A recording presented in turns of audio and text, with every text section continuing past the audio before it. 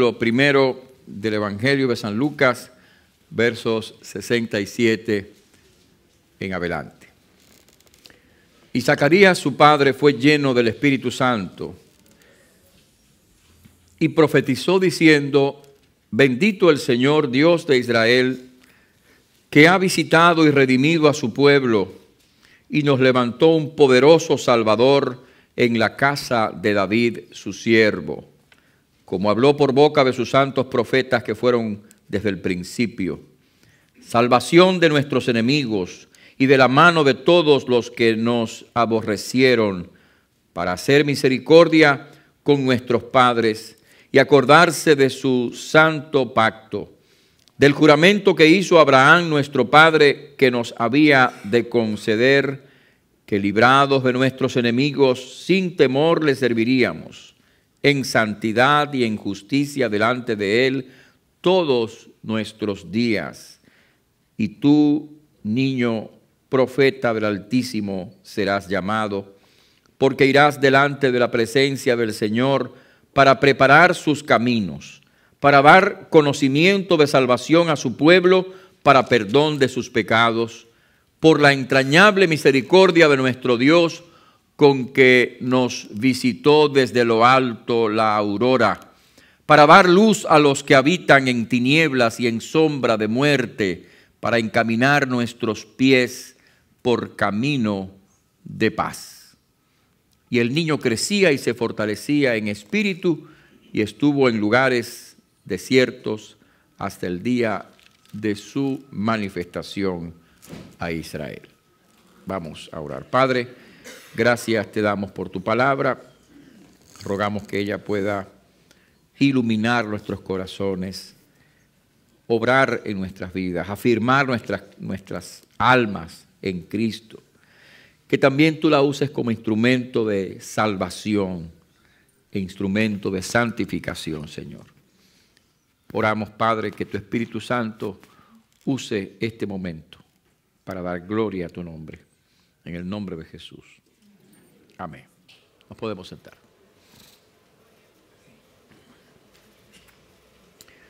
La Navidad es la celebración más mundialmente celebrada.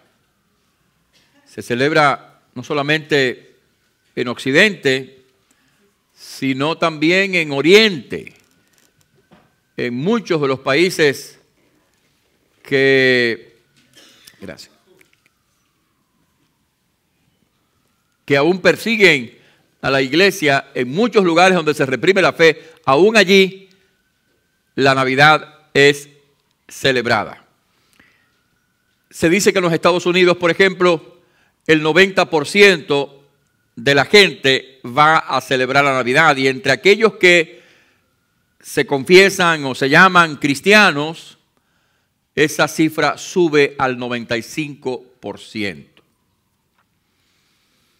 Muchos van a celebrar la Navidad dándole una connotación de carácter religioso. Se dice que el 55% de los adultos norteamericanos entienden que la Navidad es una festividad religiosa, contra el 45% de la población adulta norteamericana entiende que celebrará la Navidad simplemente como un acto o como una celebración de carácter cultural.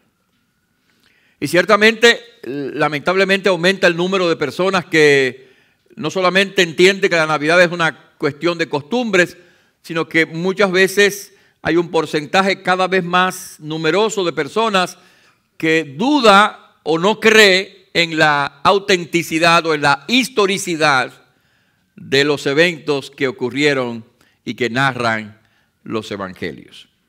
De cualquier manera, la gente va a celebrar la Navidad.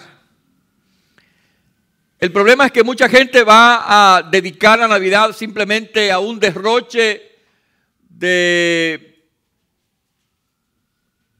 comelonas o de bebidas. Mucha gente va a dedicar la Navidad simplemente a una fiesta de compras. Se calcula que en la Navidad la gente va a gastar en los Estados Unidos entre el dinero de comidas y bebidas, el dinero de ropas y de regalos, en general se gastará la astronómica cifra de 600,000 millones de dólares. Es decir que la fiesta de Navidad es una fiesta de consumo. Y bien, si bien es cierto que la Navidad es también una ocasión para la reunión familiar, y probablemente durante la Navidad sea la única vez que muchas familias se reúnan completas en el año, lo cual es bueno, ¿no? Si bien es cierto que este aspecto positivo tiene toda esta celebración, también es cierto que nosotros como cristianos no podemos reducir la Navidad a simplemente comprar, tener, gastar, comer, beber o fiestar. La Navidad es mucho más que eso. Y por lo tanto, nosotros como cristianos, durante esta Navidad, debemos alabar al Señor.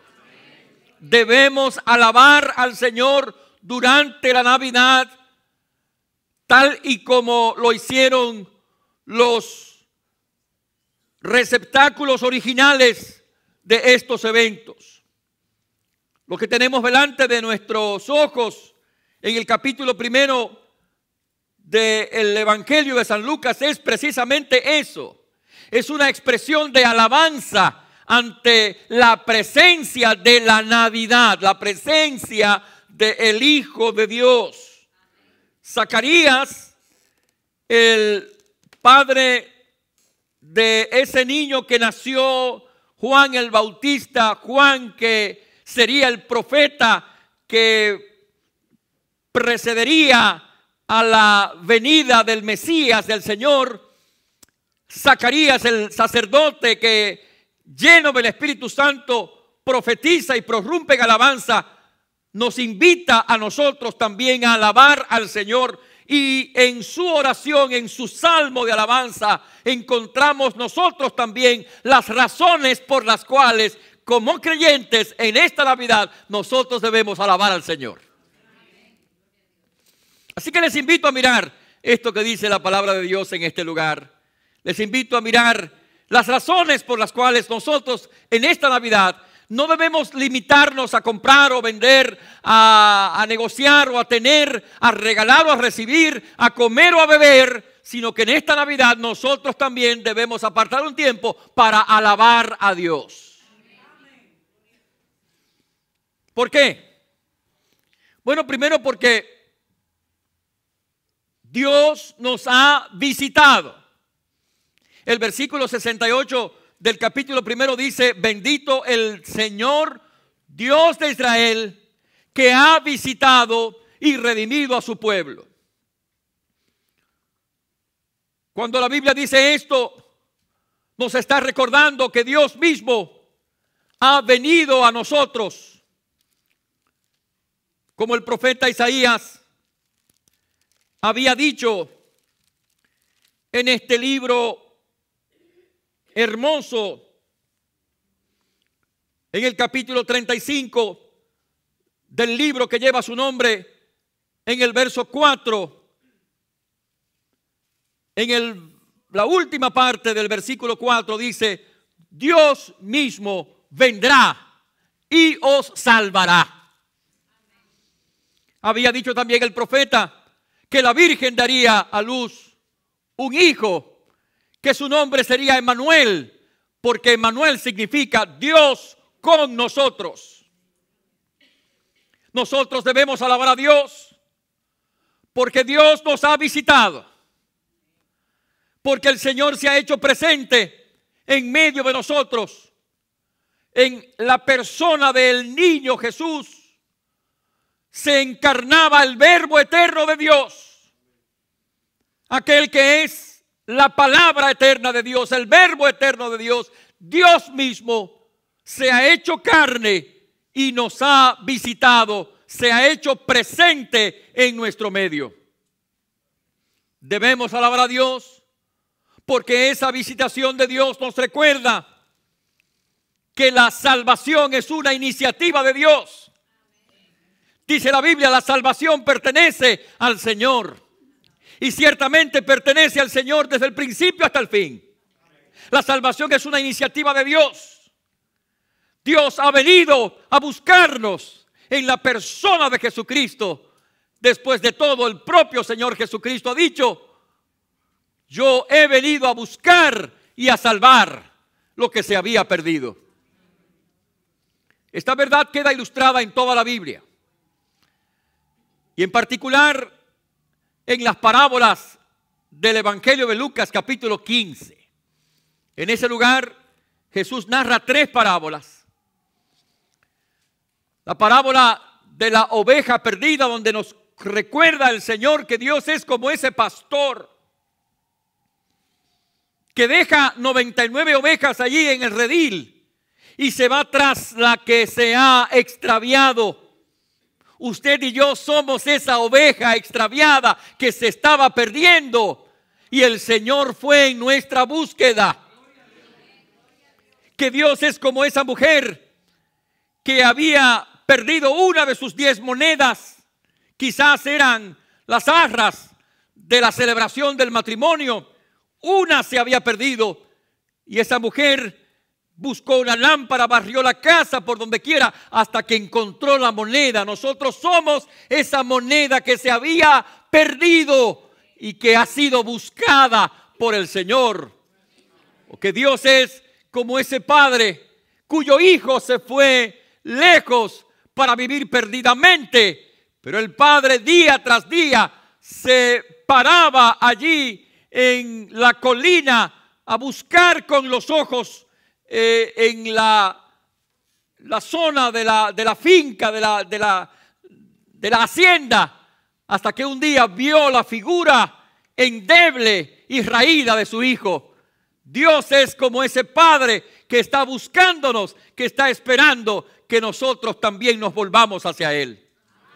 Debemos alabar a Dios porque Dios nos ha visitado, porque la iniciativa de nuestra salvación es de Dios, porque el Señor se ha apiadado de nosotros. Y si en esta tarde usted todavía no ha tenido la experiencia de encontrarse con ese Dios, con el Dios de la revelación, el Dios que nos ha visitado, hoy tiene la oportunidad de encontrar a Jesucristo. Además, debemos alabar a Dios en esta Navidad porque el Señor nos ha redimido. Miren el versículo 68, dice: bendito el Señor Dios de Israel, que ha visitado y redimido a su pueblo.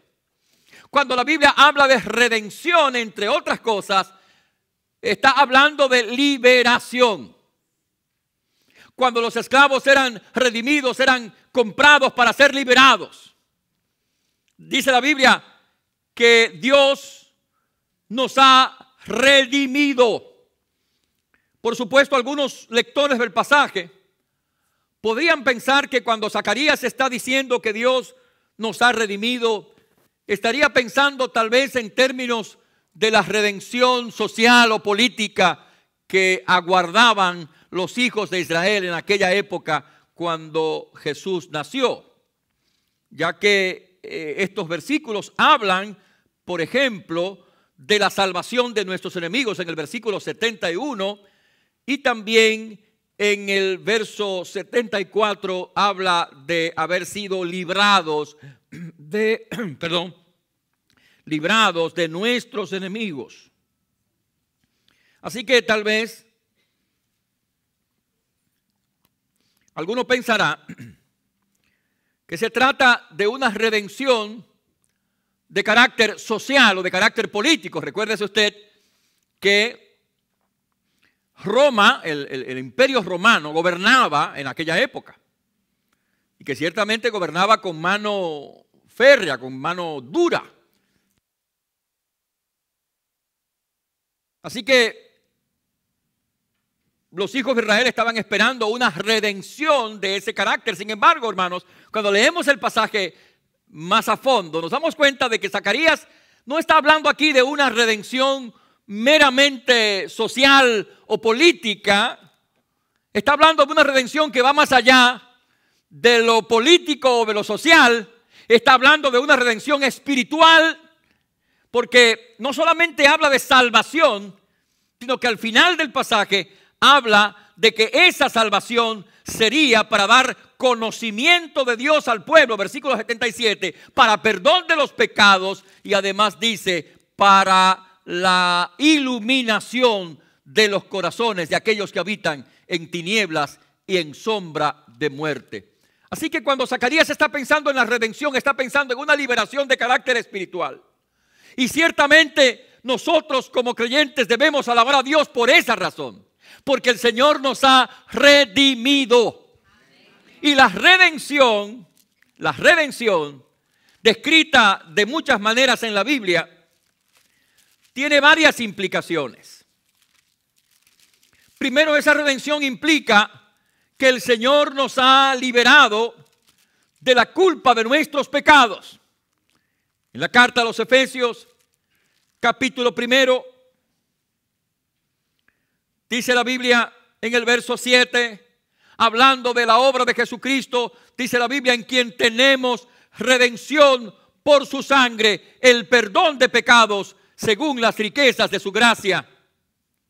La redención significa que el Señor nos ha liberado de la culpa del pecado. El Señor nos ha liberado de la tiranía del pecado. La redención significa además que el Señor ha roto las cadenas de la esclavitud que nos ataban al mundo de las tinieblas. El mundo de las tinieblas es real. Satanás no es un mito de la imaginación religiosa. Satanás es una realidad lamentable pero verdadera. Y aquellos que están sin Dios, sin Cristo y sin esperanza, están bajo la oscuridad, las tinieblas, el imperio de la maldad, el imperio de Satanás. Pero la Biblia dice que cuando Cristo nos redime, nos libera del reino de la oscuridad.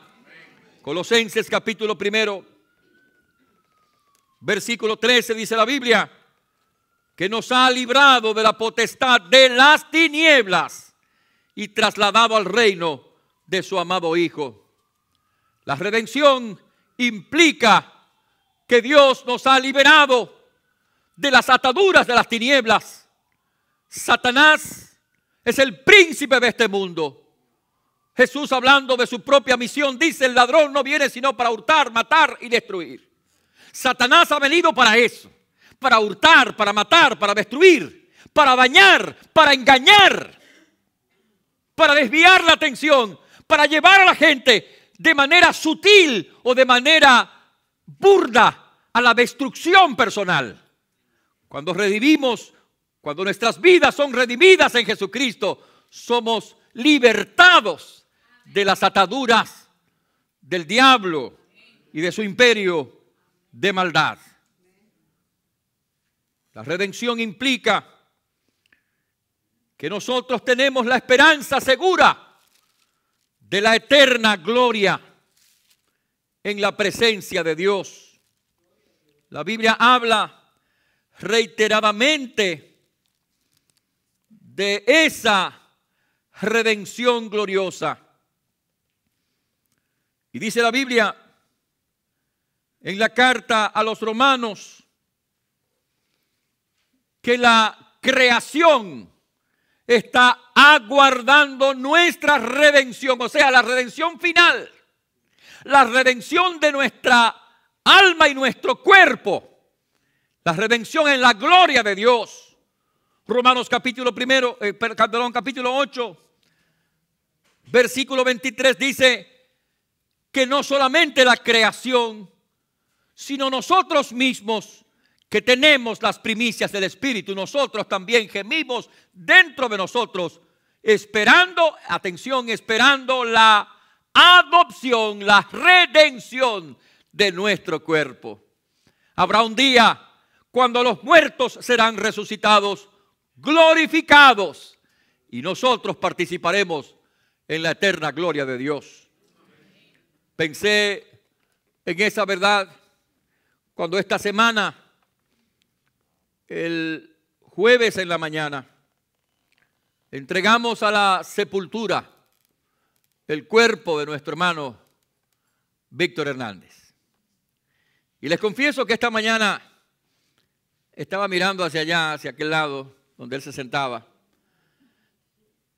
y por un momento me pareció mirar su cabellera gris, que por supuesto no era la de él, sino la de otra persona, que cada domingo se sentaba allí y que con fidelidad participaba de la vida de la iglesia, en el culto, en la célula, etcétera, ¿no?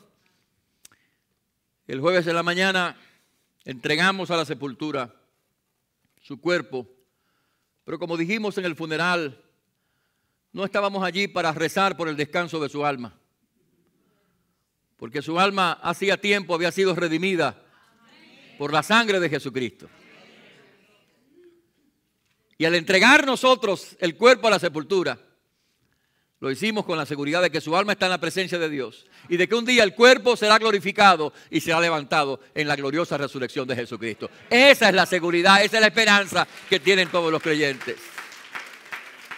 Por lo tanto, debemos alabar a Dios por una gloriosa esperanza de redención final. Quizás usted no tiene esa misma seguridad. Quizás usted no tiene esa misma certidumbre. En el día de hoy, usted puede tenerla si recibe a Jesucristo y se arrepiente de sus pecados, recibiéndolo como Señor y Salvador. Debemos alabar a Dios en esta Navidad además, porque Él nos ha levantado un poderoso Salvador. En el verso 69 dice, y nos levantó un poderoso Salvador. Si usted tiene la versión de la Biblia de las Américas, va a encontrar que hay allí otra palabra, la palabra cuerno, que es la palabra que está en el original, en realidad, y que es traducida, interpretada como poderoso. Y ciertamente el simbolismo lo que implica es esa, una figura de poder.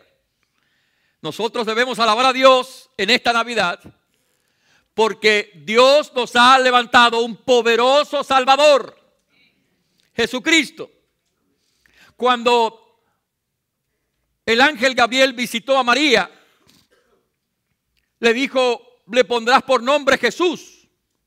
Y cuando visitó en sueños a José, le dijo, le llamarás Jesús, porque Él salvará a su pueblo de sus pecados. El nombre Jesús significa Salvador o Dios salva. Jesús es el Salvador. Cuando los ángeles proclamaron el nacimiento del Mesías, dijeron que os ha nacido hoy en la ciudad de David un Salvador, que es Cristo el Señor. Cuando Simeón, ese anciano que esperaba la redención de Israel, tomó en sus brazos al niño en el templo, dio gracias al Señor y dijo, ahora Señor, despides a tu siervo en paz, conforme a tu palabra, porque han visto mis ojos tu salvación.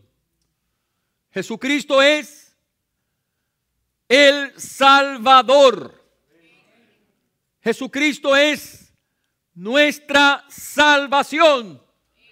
Aquel cuya sangre fue derramada en la cruz del Calvario para nuestra redención. Aquel que pagó el precio de nuestras iniquidades en el Calvario. Aquel que satisfizo la justicia divina en la cruz.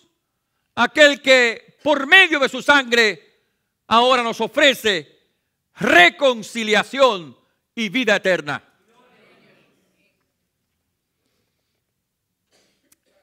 Jesucristo es el Salvador.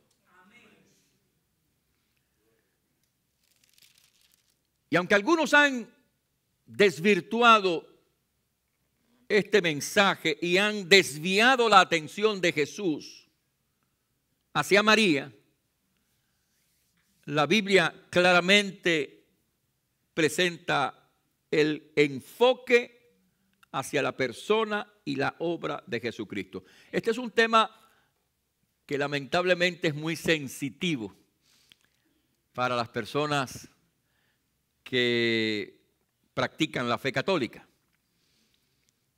Es un tema sensible, sensitivo, ¿no? Pero la verdad es que cuando nosotros miramos la Biblia, miramos en María a una sierva de Dios, a una mujer piadosa que fue elegida por el Señor para traer al Salvador, pero la Biblia deja muy claro que el Salvador es Jesucristo, no María. En la Biblia no hay tal cosa como una corredentora. Probablemente esto se originó en la influencia pagana, en la época romana, cuando los romanos y los griegos y otros pueblos tenían dioses y diosas. Así que probablemente bajo la influencia de esa forma de pensar, el catolicismo romano ha llegado a glorificar la figura de María, colocándola virtualmente al nivel de una especie de diosa. La verdad es que, de nuevo, respetando la hermosísima figura de María, de una María santa, una María entregada a Dios, una María rendida a la voluntad de Dios, respetando esa figura que constituye un modelo para toda mujer, Jesucristo es el Señor y Salvador. Y sería un acto de idolatría que nosotros desviáramos la atención para ponerla en otro lugar, a donde la Biblia no la pone. Hechos de los Apóstoles, capítulo 4, versículo 12. En ese lugar dice la Biblia: y en ningún otro hay salvación, porque no hay otro nombre bajo el cielo dado a los hombres en quien podamos ser salvos. En ningún otro, dice la Biblia. Solo Jesucristo salva. El propio Señor Jesucristo dice: yo soy el camino, la verdad y la vida. Nadie viene al Padre sino por mí. No podemos alterar la palabra de Dios. No podemos desviar la atención de la palabra de Dios. Jesucristo es el Salvador. Nosotros alabamos al Señor en esta Navidad porque nos ha levantado un poderoso Salvador. Un Salvador que vive, que reina y que tiene poder para hacer las cosas nuevas. Y qué bueno es poder conocerlo personalmente. Qué bueno es poder tener una relación personal con Él. Que en este día, si usted todavía no la tiene, necesita encontrar a Cristo como Señor y Salvador. Además, debemos alabar al Señor en esta Navidad, porque el Señor cumple su palabra. Uno de los énfasis que hay en este pasaje es ese, que el nacimiento de Jesús constituye el cumplimiento del pacto de Dios con su pueblo. Constituye el cumplimiento de las promesas de Dios en el Antiguo Testamento. Si usted lee conmigo el pasaje, verá que dice la Escritura que el Señor, verso 69, nos levantó un poderoso Salvador en la casa de David, su siervo. Recuerden que Dios había dicho en su palabra por medio de los profetas que el ungido del Señor vendría de la raíz de Isaí, padre de David. Y dice el versículo 70 que todo eso ocurrió como habló por boca de sus santos profetas, que fueron desde el principio. Y sigue leyendo el pasaje, dice que el Señor lo hizo como un acto de misericordia para con los padres, y que el Señor se acordó de su santo pacto y del juramento que hizo a Abraham, nuestro padre. En otras palabras, el Señor ha cumplido su palabra, el Señor ha cumplido su promesa. Debemos alabar a Dios por eso, porque Dios cumple su palabra, Dios cumple su promesa. Cuando la Biblia dice que Dios es fiel, lo que quiere decir es eso mismo, que Dios hará aquello que dice que va a hacer. que Dios va a hacer lo que Él ha dicho en su palabra que Él va a hacer. Si Él ha dicho en su palabra, venid a mí los que estáis trabajados y cargados, y yo os haré descansar, Él lo va a cumplir. Si usted está cansado, si está cargado, si tiene luchas que hacen que su alma se sienta cansada, entonces venga a Jesucristo, porque Él le invita a venir y Él le promete que Él le dará la paz y el descanso por medio de su acción en su corazón. Si el Señor ha dicho en su palabra que aquellos que le reciben se constituyen en hijos de Dios, entonces usted hoy debe llegar a Jesucristo, porque Él va a hacer lo que ha dicho que hará. Si Él ha dicho en su palabra que el Señor perdonará sus pecados si usted se arrepiente y si usted cree en Él, que Él va a llenar de sentido y propósito su vida, entonces hoy usted necesita recibir a Jesucristo, porque Él hará lo que ha dicho que hará.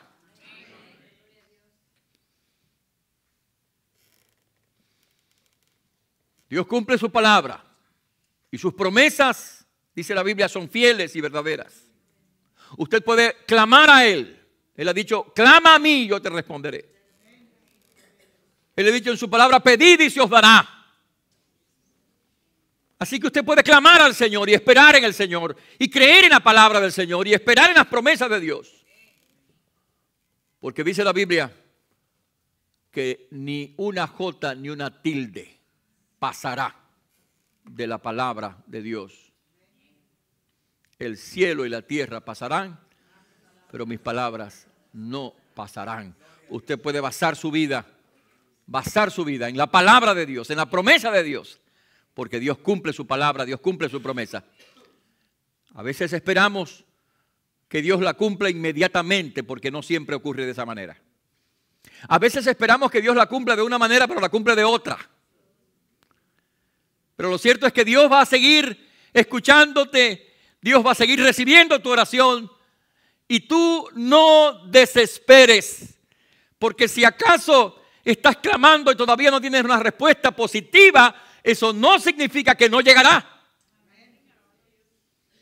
El Señor va a hacer su obra. Encomienda a Jehová tu camino y confía en Él, y Él hará, dice la Biblia. Así que en este día nosotros podemos alabar a Dios, porque ciertamente Dios cumple su palabra y Dios hará aquello que ha prometido hacer en nuestras vidas. Por eso debemos alabar a Dios y darle gracias y darle gloria. Pero si todavía tú no tienes esa experiencia en el Señor, hoy es tiempo de salvación, hoy es día de salvación, hoy es día de nuevo nacimiento.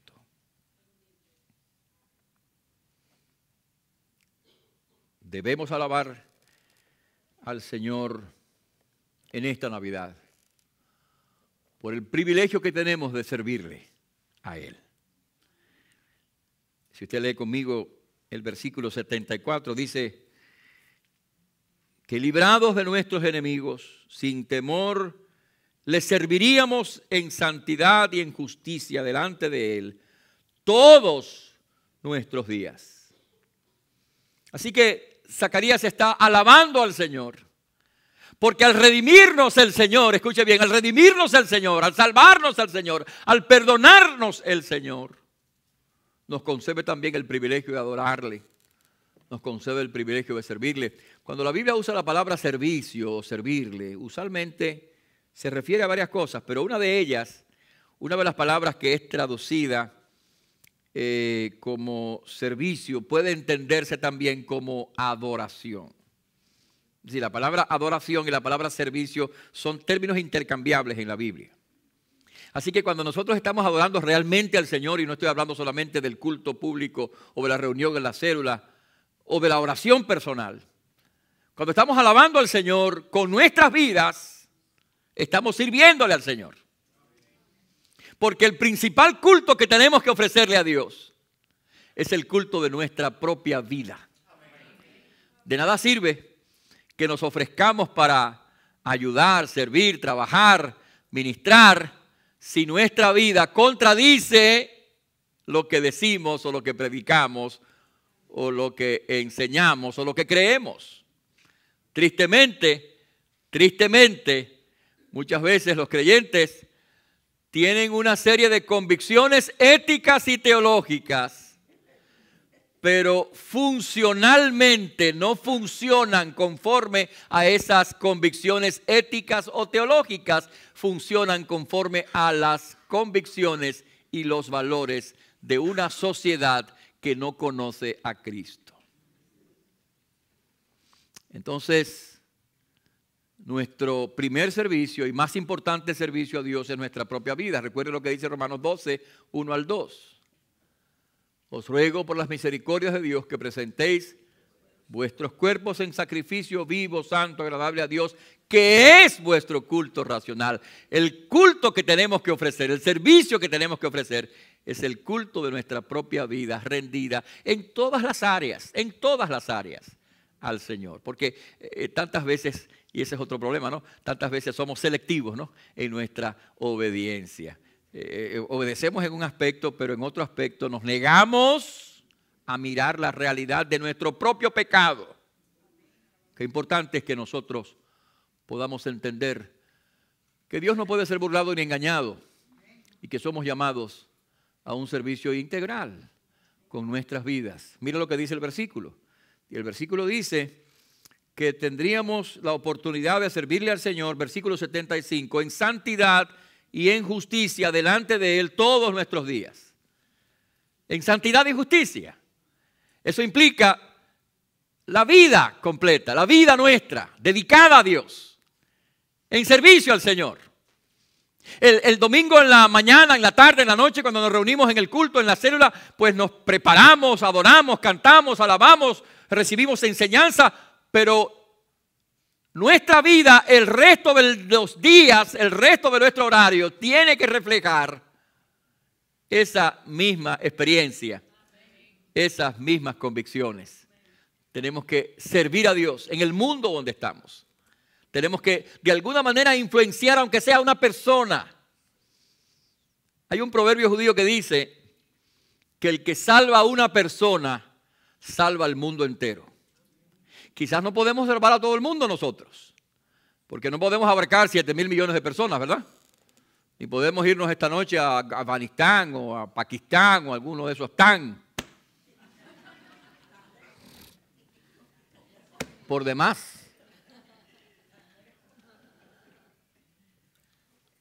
Pero podemos influir en alguien que está cerca de nosotros, en el compañero de trabajo que está al lado nuestro, en el vecino que está cerca de nosotros, en el amigo que está necesitado de nuestra palabra de aliento, o en la persona sin recursos económicos que necesita nuestra ayuda.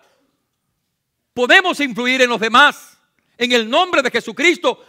En tanta gente que se encuentra sin esperanza, podemos brindarle la palabra de esperanza, la palabra del Evangelio, la palabra del Dios de amor.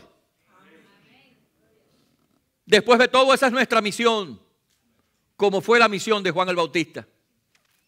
Noten ustedes que en la última parte del pasaje, y quiero hacer notar lo siguiente, los versículos 67 hasta el versículo 75 no se refieren a Juan el Bautista, se refieren a Jesús. El versículo siguiente, 76 en adelante, entonces Zacarías habla del niño. Y tú, niño, si la misión de Juan el Bautista fue ser alguien que preparaba el camino para Jesús, la misión era darle conocimiento de salvación a los demás, perdón de pecados a los demás. La misión era ayudar a la gente que estaba en la oscuridad de la desesperación y la desesperanza a encontrar la esperanza.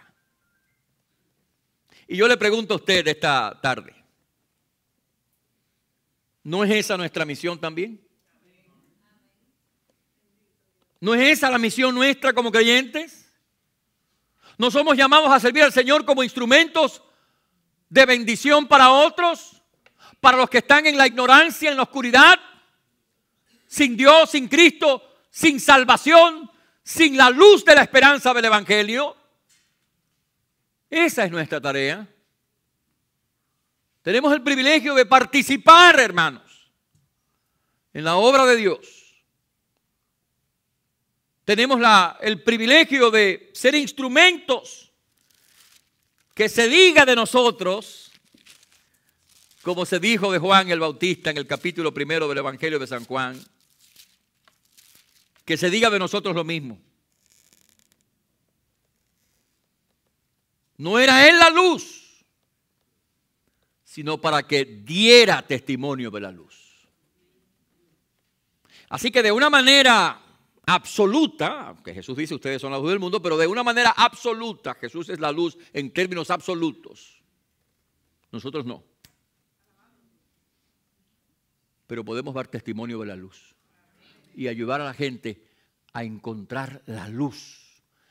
Cristo es la luz. Amén. Cristo es la luz. Amén. Cristo es la luz.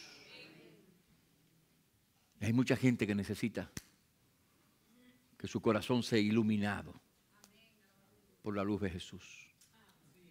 Y para eso el Señor lo tiene a usted, me tiene a mí.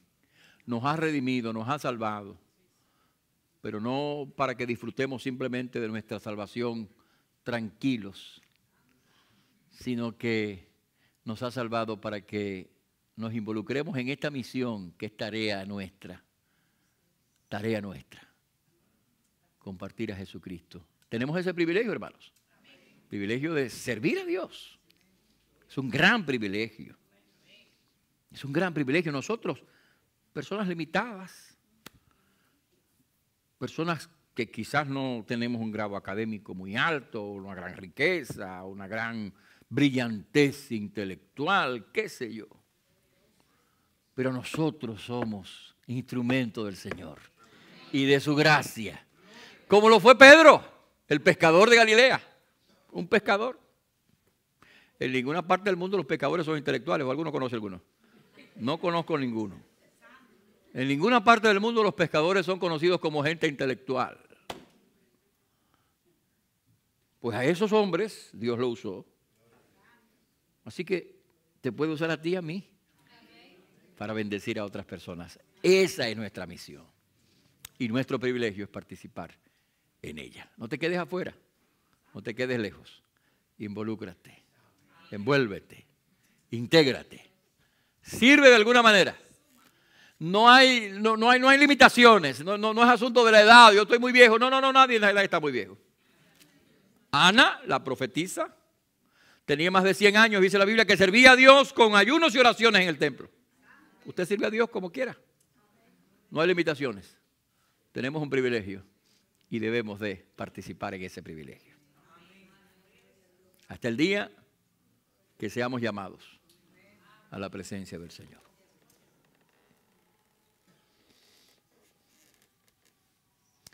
Es cierto, la Navidad es la celebración más globalmente, para usar un término contemporáneo, más globalmente celebrada. Se celebra en todas partes del mundo.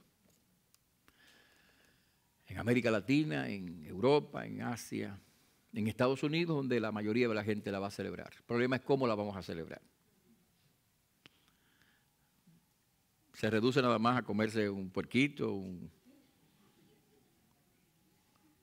tomarse unos refresquitos.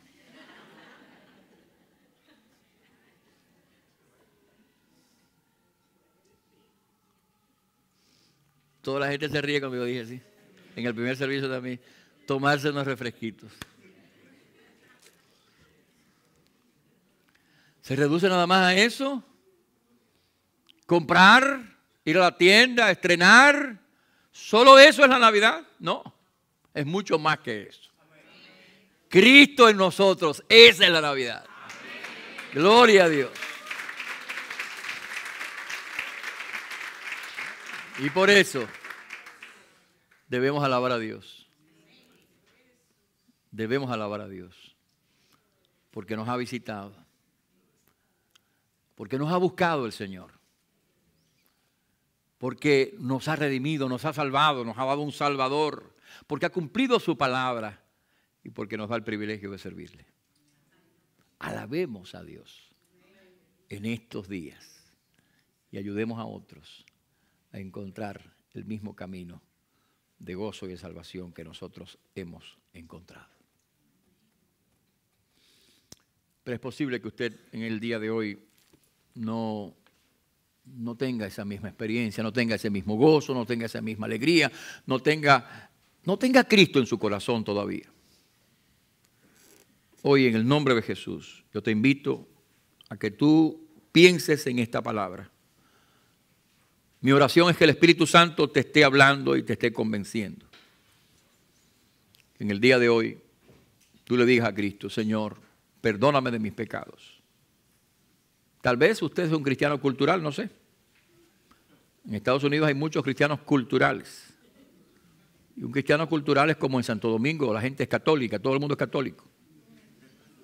Católico por cultura, por tradición, pero no por haber tenido una experiencia real con Cristo. Mucha gente es evangélica por tradición, por cultura, por costumbre. No se trata de eso. Se trata de un encuentro con Jesucristo. Y usted necesita experimentar ese encuentro personal con Dios. Así que ahí sentado, sentada, dígale: Señor, yo quiero que tú me des ese encuentro. Yo quiero que tú me salves. Y Él lo va a hacer. Oiga, más allá, oiga bien, más allá de mis palabras, más allá de lo que yo estoy diciendo aquí esta mañana, de lo que yo estoy haciendo esta mañana, más allá de todo eso, el Señor puede, como poderoso Salvador, hacer mucho más en respuesta a tu clamor. Así que clama al Señor. Pídele al Señor salvación y vida eterna. Pídele al Señor que confirme su palabra en tu vida como creyente y que te ayude a servirle como Él quiere en este año nuevo que estamos por comenzar.